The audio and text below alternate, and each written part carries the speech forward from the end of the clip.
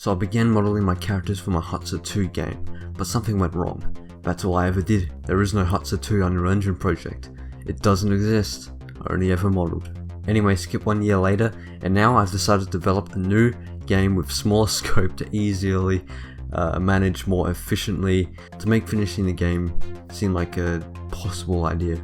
The game will be based off a short film I made with very similar themes, genre and story to the Hutsa game. Resurrection of Santiago, a story about a space bounty hunter named Captain Jace going after a cyborg outlaw called Santiago. Sick voice.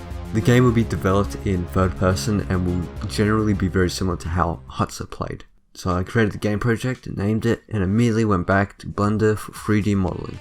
Creating the Unreal Engine project should motivate me to eventually get something in the game. So I started off with the third person template. One thing I like about the third person template, like where the foot is placed on the ground, so I do want to recreate that later. So I wanted to start 3D modeling, so I grabbed my base mesh and just added a couple of details to make the head look like that. But we got it looking better like our main protagonist.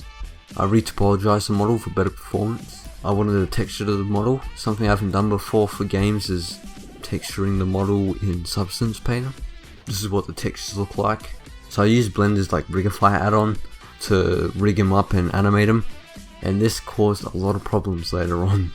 But for now we got some wacky little animations here, where we move the feet up and the arms and mouth even got a little cool little run animation happening. So I decided to finally import this into Unreal Engine so I can see the animations and gameplay. So this is when I started to add that foot on the ground adjustments, and this is where my rig started to cause me some problems. It took so long trying to fix this. Out of my years of game development, this is like one of the most hardest things I have come across, just trying to make these feet align up with the ground. And the tutorial I literally watched a tutorial, I got everything perfect, and I had nothing to do with the tutorial. I followed it to a T, and I got it working perfectly, and I just had to fix the rig. I had to like add an extra bone and like rename it, and it was all the Rigify add-on in Blender. I think I at least spent like a week and a half doing this, trying to fix this problem. There was always just something else. Like for the shin and the thigh, there was 2 bones for what should have just been 1 bone, so I had to fix that up and everything. And then the foot kept pointing down. That's when I had to change the bone.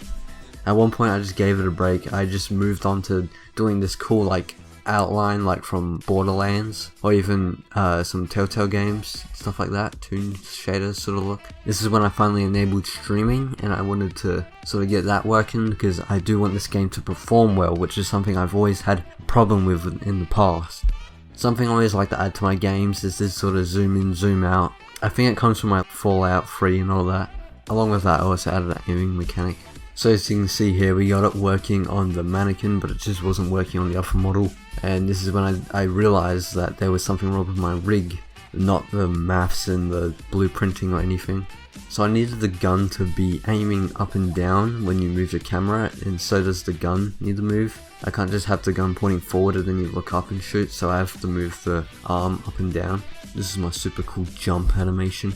Finally, with this walk up the stairs animation, we can start to see foot adjustments to the ground look really cool and lined up.